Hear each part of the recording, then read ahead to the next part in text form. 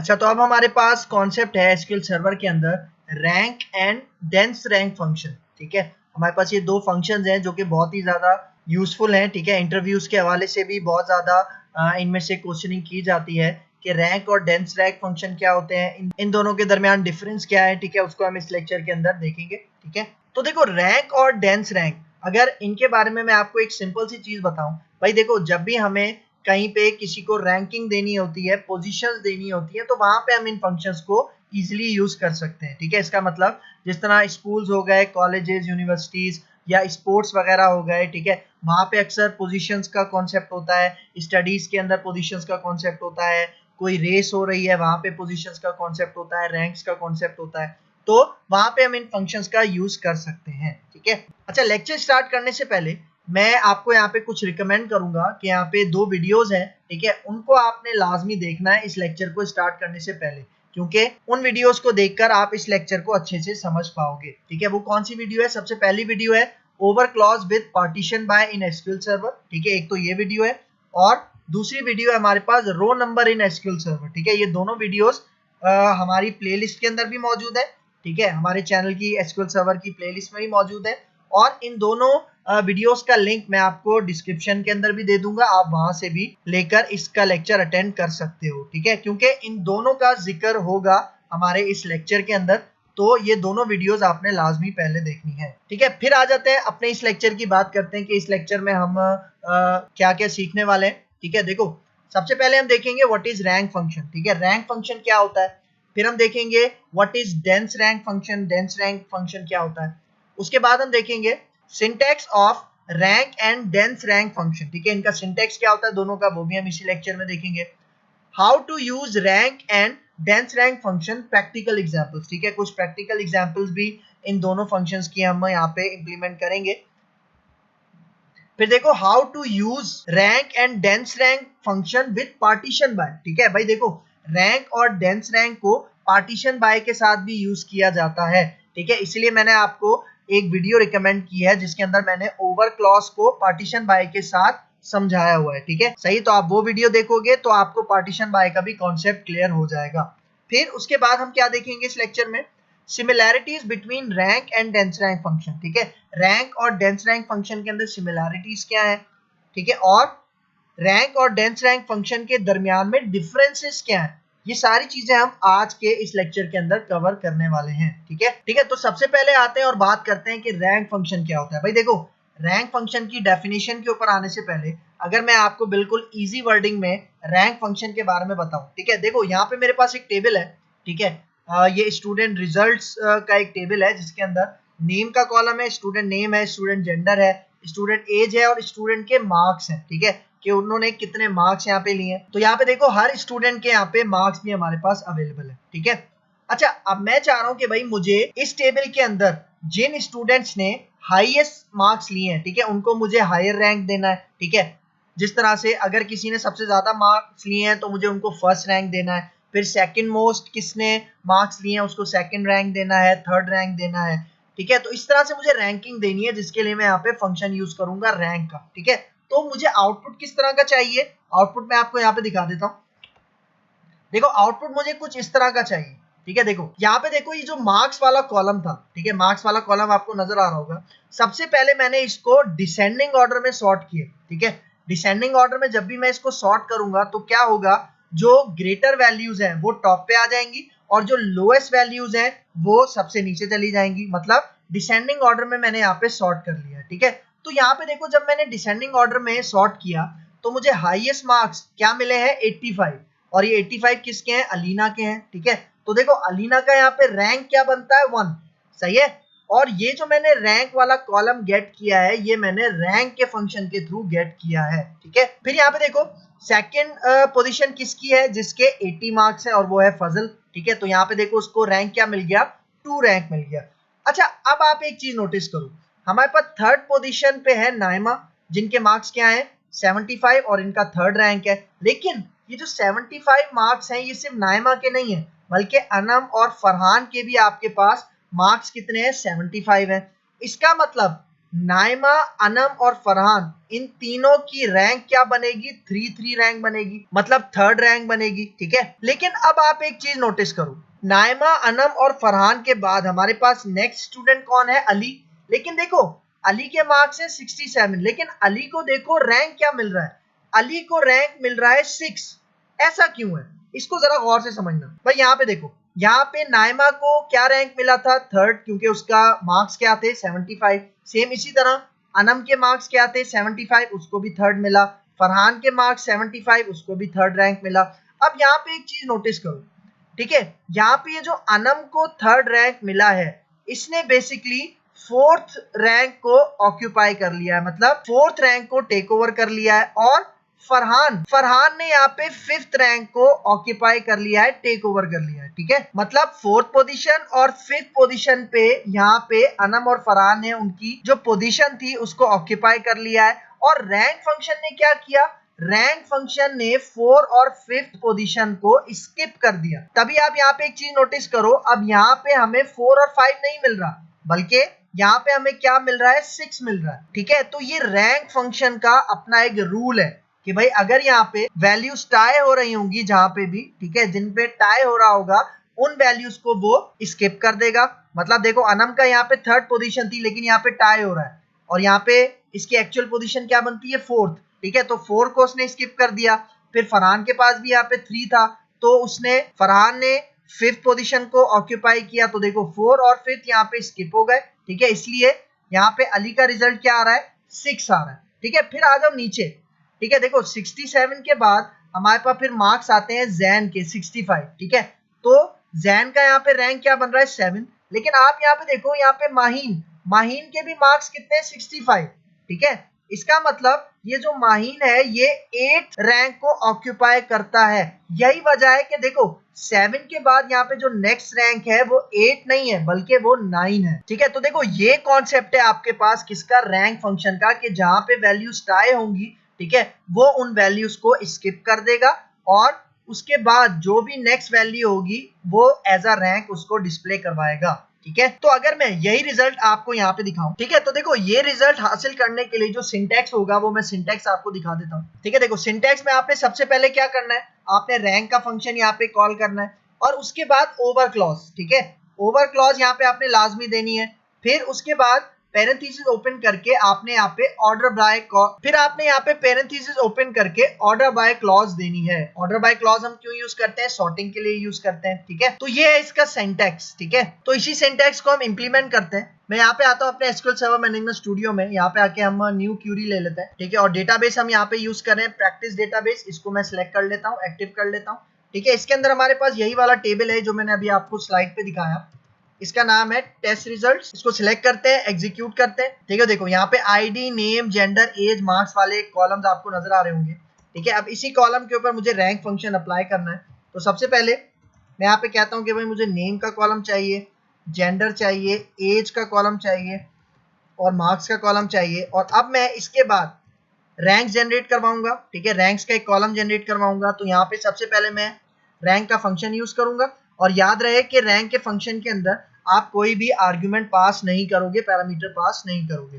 फिर मैं यहाँ पे ओवर क्लॉज यूज करूंगा, ठीक है। ओवर के बाद हम यहाँ पे पैरेंथेसिस लगाएंगे और फिर मैं यहाँ पे ऑर्डर बाय यूज करूंगा, ठीक है। मतलब देखो रैंक फंक्शन के साथ आपको ओवर क्लॉज और ऑर्डर बाय का यूज लाजमी करना है, अदरवाइज एरर आएगा।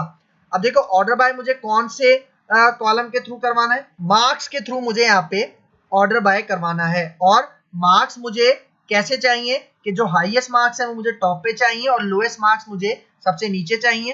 तो मैं यहाँ पे इसको सॉर्ट करूंगा, किसमें? डिसेंडिंग ऑर्डर में मैं इसको सॉर्ट करूंगा अपने मार्क्स वाले कॉलम को, ठीक है। फिर मैं यहाँ पे आके फ्रॉम, और ये मैं कौन से टेबल से अपना डेटा गेट कर रहा हूँ? टेस्ट रिजल्ट्स के नाम से जो मैंने बनाया।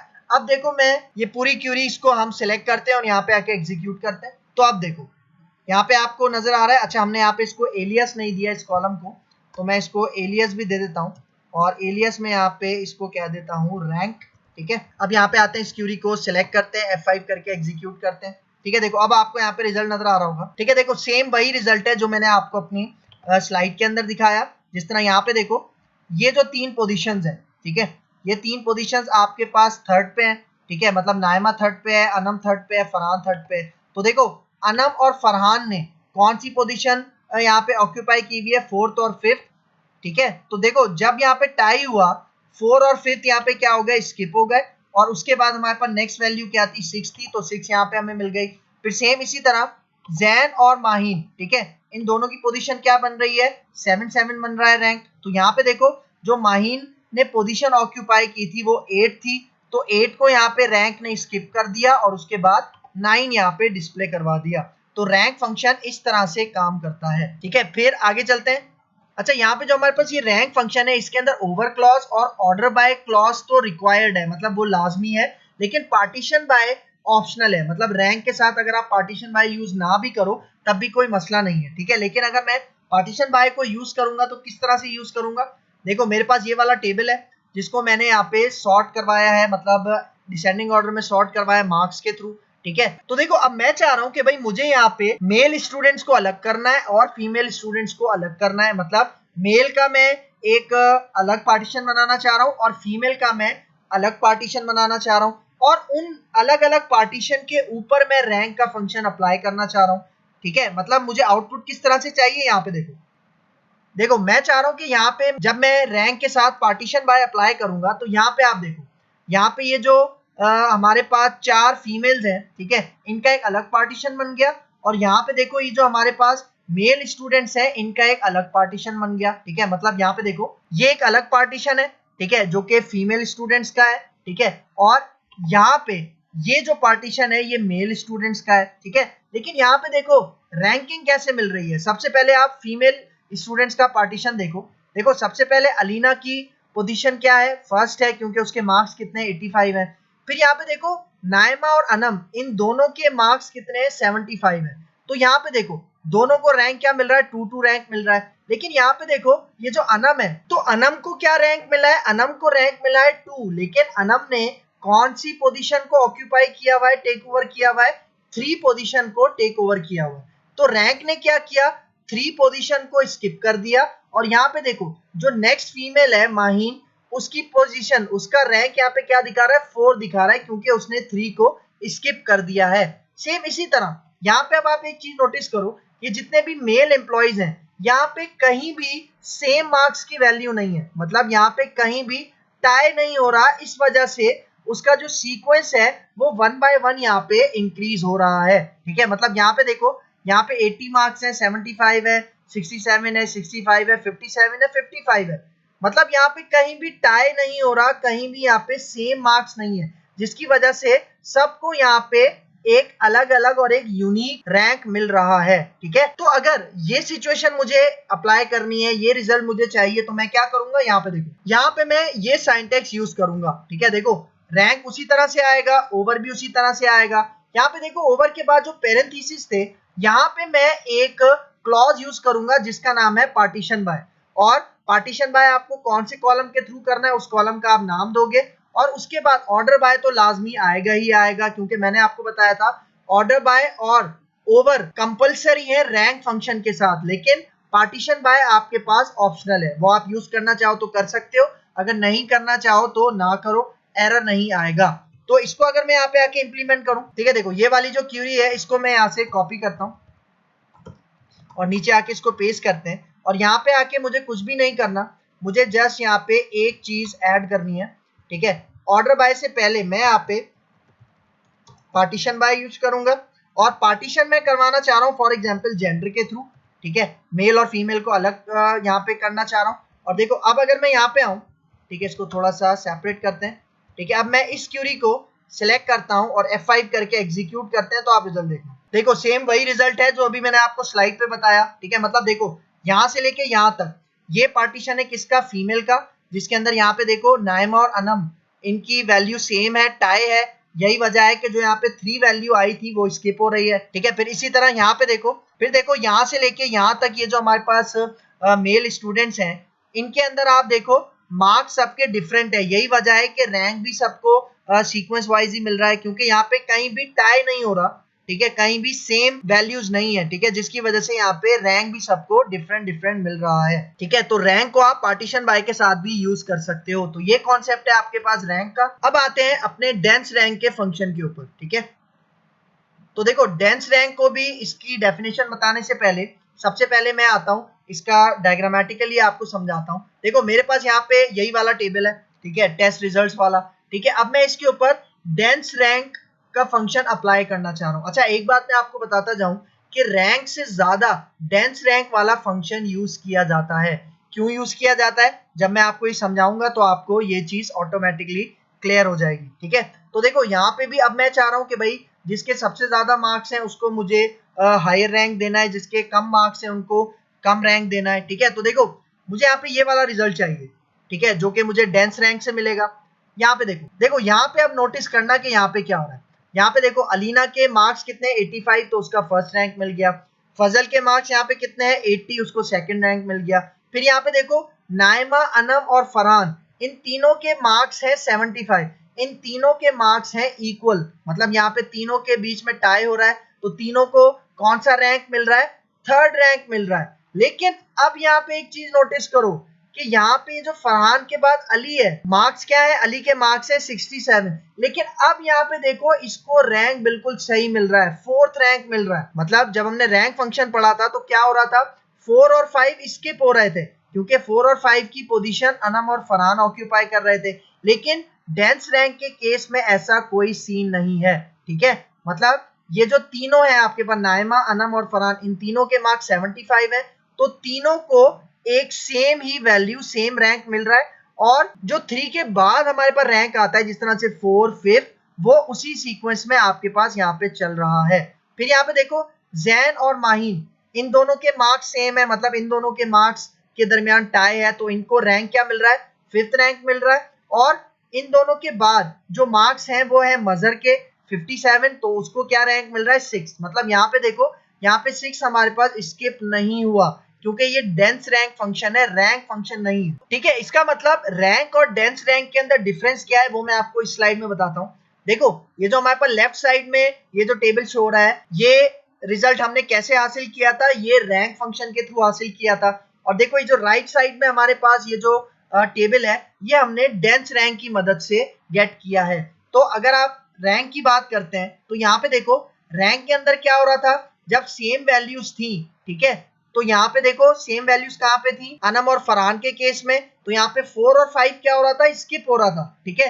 लेकिन अगर आप आ जाओ डेंस रैंक में, तो यहाँ पे देखो यहाँ पे भी सेम उसी तरह का सिनेरियो है, लेकिन यहाँ पे 4 और 5, मतलब जहाँ पे वैल्यू टाई हो रही है, सेम वैल्यू है, वहां पे वो उसको स्किप नहीं कर रहा, ठीक है। तो ये इसका एक मेन पॉइंट है, ठीक है। तो अब ये डेंस रैंक को इंप्लीमेंट करते हैं। मैं यहाँ पे आ जाता हूँ अपने एसक्यूएल सर्वर मैनेजमेंट स्टूडियो में, ठीक है। देखो मैं ये रैंक वाली क्यूरी यहाँ से कॉपी करता हूँ, इसको नीचे लेके जाते हैं, क्योंकि मुझे यहाँ पे ज्यादा कुछ चेंज नहीं करना, मुझे जस्ट यहाँ पे रैंक की जगह फंक्शन यूज करना है डेंस अंडरस्कोर रैंक ओवर, और उसके बाद ऑर्डर बाय मैं मार्क्स के ऊपर ही अप्लाई कर रहा हूँ, क्योंकि मार्क्स मुझे डिसेंडिंग ऑर्डर में चाहिए, ठीक है। और यहाँ पे अब मैं एलियस इसको दे देता हूँ डेंस रैंक, ठीक है। और अब यहाँ पे आके इसको सिलेक्ट करते हैं और इसको मैं F5 करके एग्जीक्यूट करता हूँ। तो देखो आपको सेम वही रिजल्ट नजर आ रहा है जो कि मैंने अभी आपको स्लाइड पे दिखाया, ठीक है। यहाँ पे देखो, यहाँ से लेके आप यहाँ तक देख लो, आपको समझ में आ जाएगा, ठीक है। जहाँ पे वैल्यूज रिपीट हो रही है, मतलब जहाँ पे, मतलब देखो जहाँ पे वैल्यूज टाई हो रही है, सेम हो रही है,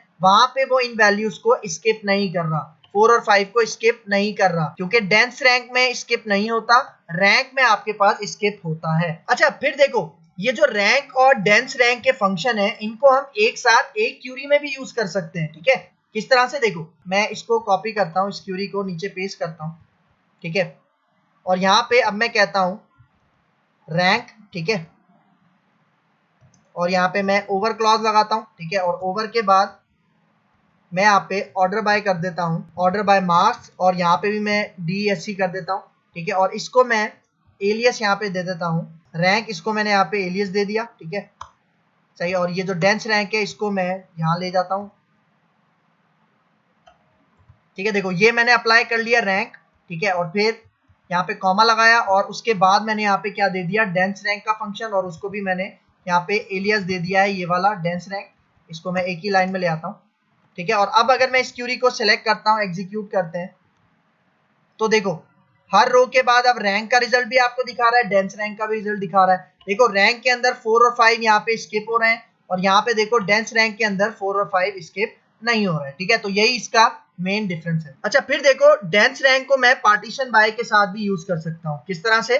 देखो अगर मैं डेंस रैंक को पार्टीशन बाय के साथ यूज करूंगा तो देखो यही मेरे पास टेबल है, और अगर इसके साथ मैं पार्टीशन बाय अप्लाई कर दूं तो मुझे यहाँ पे रिजल्ट किस तरह से मिलेगा। देखो यहाँ पे भी मैंने 2 पार्टीशन बना लिए, ठीक है, फीमेल का एक अलग पार्टीशन बना लिया है मैंने, और मेल का एक अलग पार्टीशन बना लिया है। तो देखो यहाँ पे अगर आप फीमेल वाले पार्टीशन पे गौर करो, यहाँ पे देखो फर्स्ट रैंक अलीना का है क्योंकि उसके 85 मार्क्स हैं, सेकंड नाइमा का है, और सेकंड आपके पास अनम का भी है क्योंकि दोनों के मार्क्स सेम है। तो देखो यहाँ पे दोनों को रैंक क्या मिल रहा है, 2-2। तो यहाँ पे देखो अब यहाँ पे जो माहीन है उसके मार्क्स है 65, तो उसको यहाँ पे रैंक क्या मिल रहा है, थर्ड। क्योंकि यहाँ पे डेंस रैंक के केस में जब भी सेम वैल्यूज होती हैं तो आपके पास वैल्यू स्किप नहीं होती, रैंक स्किप नहीं होता। यही वजह है कि यहाँ पे माहीन को बिल्कुल सही थर्ड पोजीशन मिल रही है। और यहाँ पे देखो जो मेल वाला पार्टीशन है, यहाँ पे देखो सबके मार्क्स बिल्कुल डिफरेंट है, मतलब सेम नहीं है। यही वजह है कि सबको यहाँ पे एक यूनिक और डिफरेंट रैंक मिल रहा है। ठीक है, तो अगर मैं डेंस रैंक के ऊपर पार्टीशन बाय क्लॉज अप्लाई करूं, ठीक है, तो देखो मैं यहाँ पे आता हूँ, ये वाली क्यूरी मैं यहाँ से कॉपी कर लेता हूँ, ठीक है, इसको यहाँ आके हम पेस्ट करते हैं, और यहाँ पे देखो ऑर्डर बाय से पहले, ऑर्डर बाय से ठीक पहले मैं यहाँ पे पार्टीशन बाय अप्लाई करता हूँ, और पार्टीशन मैं बना रहा हूँ किसके थ्रू, जेंडर के थ्रू। ठीक है, इसको यहाँ पे आके मैं एंटर कर लेता हूँ। ठीक है, सही है। तो देखो यहाँ पे मैंने डेंस रैंक के साथ क्या अप्लाई कर लिया है, पार्टीशन बाय क्लॉज अप्लाई कर लिया है। ठीक है, तो अब यहाँ पे आके इसको सिलेक्ट करते हैं, F5 करते हैं, तो अब देखो देखो यहाँ से लेके यहाँ तक ये जो रिजल्ट मिल रहा है ये आपको फीमेल वाले पार्टीशन का मिल रहा है, और इसके अंदर देखो डेंस रैंक का जो कॉन्सेप्ट है उसी हिसाब से वो रैंकिंग दिखा रहा है। और यहाँ पे देखो यहाँ पे हमारे पास चूंकि सेम वैल्यूज नहीं है, डिफरेंट है, इसलिए यहाँ पे नंबर ऑफ सीक्वेंस भी डिफरेंट आपको शो हो रहा है। तो अब आ जाते हैं रैंक और डेंस रैंक की जो डेफिनेशंस हैं उनकी बात कर लेते हैं, उनके जो पॉइंट्स हैं उनकी बात कर लेते हैं। तो यहाँ पे देखो रैंक और डेंस रैंक के कुछ पॉइंट्स हैं। इसका पहला पॉइंट देखो, पहले पॉइंट में क्या कह रहा है, the rank, dense rank and row number functions are used to retrieve and increasing integer value. ठीक है भाई, यहाँ पे देखो हमारे पास 3 फंक्शंस हैं, रैंक, डेंस रैंक और रो नंबर। ये तीनों हम क्यों यूज करते हैं, जब हमें इंक्रीजिंग इंटीजर वैल्यू चाहिए होती है अपने रिजल्ट सेट के साथ, तब हम इन तीनों फंक्शंस का यूज करते हैं। देखो इस वीडियो में, इस लेक्चर में तो हमने रैंक और डेंस रैंक की बात की है, पिछले लेक्चर के अंदर हम रो नंबर की बात कर चुके हैं। ठीक है, तो अगर रो नंबर फंक्शन के बारे में किसी को नहीं पता तो इसका लिंक डिस्क्रिप्शन में मौजूद है, आप वहां पे जाके इसको देख सकते हैं। मतलब यहाँ पे देखो तीनों फंक्शन के अंदर एक सिमिलैरिटी बता रहा है कि ये तीनों फंक्शन यूज क्यों होते हैं, जब आपको इंक्रीजिंग इंटीजर वैल्यू चाहिए होती है, मतलब ऐसा एक कॉलम चाहिए होता है जिसके अंदर इंक्रीमेंट इंटीजर वैल्यूज आपको मिले, तब आप इन तीनों फंक्शंस का यूज कर सकते हैं। फिर देखो next point, they start with a value based on the condition imposed by the order by clause. इसका मतलब जो भी आप ऑर्डर बाय के अंदर जो भी आप कॉलम देते हो, जो भी कंडीशन देते हो, उसी के हिसाब से ये फंक्शंस आपको रिजल्ट डिस्प्ले करवाते हैं। ठीक है, फिर यहाँ पे देखो थर्ड पॉइंट में क्या कह रहा है, all of these functions require the order by clause to function properly, however partition by clause is optional। मतलब देखो यहाँ पे यही कह रहा है कि ये जो ऑर्डर बाय क्लॉज है ये इन तीनों फंक्शंस के साथ लाजमी काम करता है। ठीक है, लेकिन पार्टीशन बाय क्लॉज इन तीनों फंक्शंस के अंदर ऑप्शनल होता है। ठीक है, तो एक ये पॉइंट आपने याद रखना है।